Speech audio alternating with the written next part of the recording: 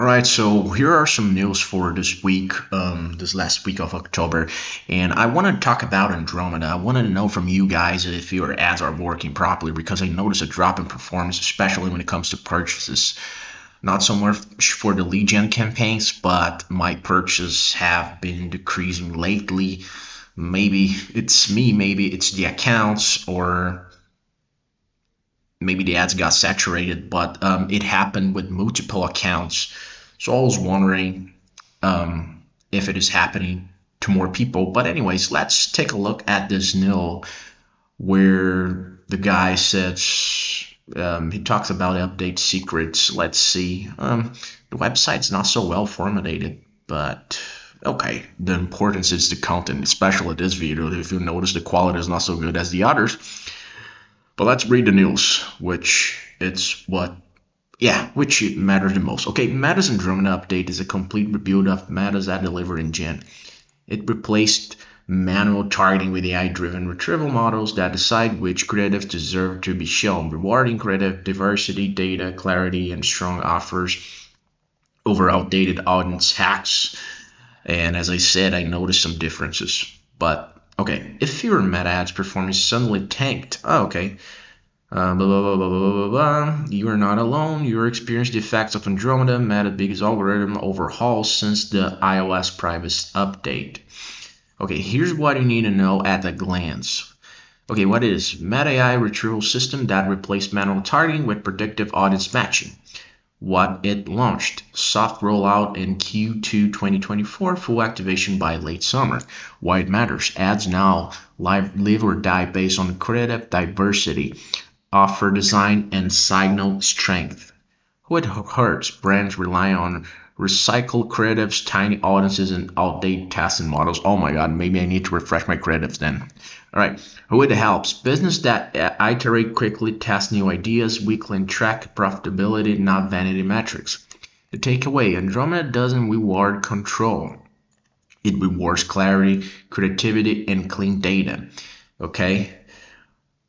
Okay, there's some, he's advertising his services. Okay, keep reading, blah, blah, blah, highlighted, copy, static. Okay, think of Andromeda as Meta's new brain and AI-powered retrieval system. I don't want to imagine your stuff. Let's continue reading.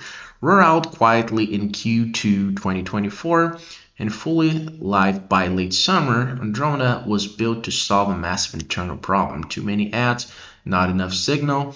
As billions of creatives flooded Meta's ecosystem through automation tools like Advantage Plus and Gen AI, the system couldn't keep up. The old retrieval process, designed for smaller data sets, was shocking under the weight of modern ad volume. Andromeda fixes that by using deep learning and pattern recognition instead of manual rules, or interest targeting instead of you telling Meta who to target. Okay, yeah, was always happening, especially with everyone telling to use broad audience. That means targeting is no longer your job. AI handles through. Yeah, but this was said a plethora of times. Let's see. It's faster, smarter, and less forgiving. Okay, for brands, just change everything. Manual audience stacking is obsolete. Small fragmented campaigns are now liabilities, and creative diversity has become the number one currency of scale. Why ROAS suddenly dropped? Threads crushing in early 2024, then fell off a cliff. It's probably restructured. Well, yeah, for me, it wasn't like 2024. They're well, and now this year they're bad. It happened, especially in October, for some reason. Maybe something seasonal. Andromeda filters out redundant, low variation creatives before they even enter the auction. That means if you're running 3 near identical ad variations, same angle, same hooks, like copy tweaks, the system may only test one, and your entire campaign can stall before learning even begins. Old school strategies like stacked interest targeting, micro ad sets, and niche segmentation now starve the algorithm of data. The system can't learn, so it throttles deliberately. The result, okay, blah blah blah. Bad things. That's the result. But here's the truth: your product didn't fail, your data did. You're feeding Andromeda trickle signal when it's built process oceans. Okay, the real question: if I can control my audiences, or manually steer performance. What can I do? That's exactly what we'll unpack next. Okay. Blah blah blah. That's Corn is a deep learning retrieval system powered by neural networks. Evaluate millions of candidates per second. Okay, it's super advanced. Instead of simply matching ads to preset interest, it read patterns, creative performance, audience behavior, contextual signals. I think the algorithm was doing that before. Under the hood, the system was co-engineered with NVIDIA's Grace Hopper Superchip and Meta Anti-IVT hardware accelerators, giving Meta up to 3 times faster inference speeds and massive parallel processing power. In plain English, Andromeda is running on a neutral supercomputer built for personalization at scale. Okay, let's stick with the thing. Creative is the new target. Yes, repetition kills reach. Okay, near identical ads, minor color tweaks, word swaps, recycled headlines are now thread like duplicates. Okay, I'll renew the credit, all the creatives, and see. But there's one of my clients that reads a bunch of them, and the performance just tanked in this past 2 weeks. Status system rewards what Meta calls meaningful concept diversity, new hooks, new emotional angles, and distinct personas that fill a different story, blah blah blah. It's not about volume for volume's sakes, it's about creative velocity with intent. Okay, it's like volume with difference between them, right? That's what I understood by what he wrote about it. Okay. Brands that consistently upload new high variance concepts feed Andromeda the variety needs to learn who converts where. Okay, basically I think from what I understand here, the main difference from the past everyone was saying, we were saying like in the past 5 years or something, to use broad targeting and to focus on the creative. And now it's basically he's saying the same thing, but now saying the creatives, they need to be way different from the other. There is no time for small variations. Okay, saying the same thing repetitively. Okay, winners, losers, and the new rules of scale. Let's see. Okay, the losers brand still clinging to the old playbook. The brands adapt new rules, consolidated structure into one campaign, one ad set, and dozens of diverse creatives. Yeah, okay. They refresh weekly, not quarterly. Weekly. Okay. They understand that creative iteration and offer testing are the only levers left to actually move the needle. 1,000 testing, only 3 ads are practically invisible. Okay. Interesting. Audit, simplify structure, increase creative velocity, build seasonality, scarcity, and 1 million scarcity. Okay, yeah, as I said, there's no a big difference between what people were saying in the past, but I think the main thing that I noticed that is different here is just the difference between each creative. Interesting, good article. I will read it further before this video. So let's take a look at the next note, which talks about the new in demand gen with October's demand gen dropped. I don't know if you heard about it, but there's another video of me telling about that. But the demand gen drop is focused on bidding optimization and creative tools to boost your YouTube performance. Okay. New customer acquisition goals, deep linking via web to app connect, target CPC bidding, use AI to generate videos, which is interesting, leverage product feeds. That's a really cool new. Okay, you can take a look at this one. How the next new talks about how we're using AI in new ways to fight invalid traffic. That's really interesting because, no one likes like spam leads, or even when you sat on Facebook, like those traffic campaigns, like it's pure trash.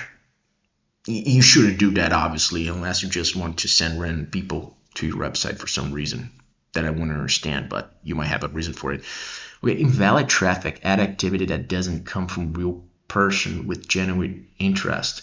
Wastes ad budgets and erodes trust. We're using large language models to keep advertisers, publisher, users even safer on our platforms.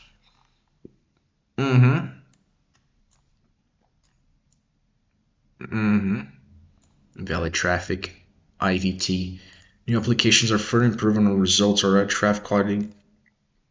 Yeah, they're just basically saying, hey, don't worry, we're trying to improve. But we'll see if that makes a difference in the future. You're just saying.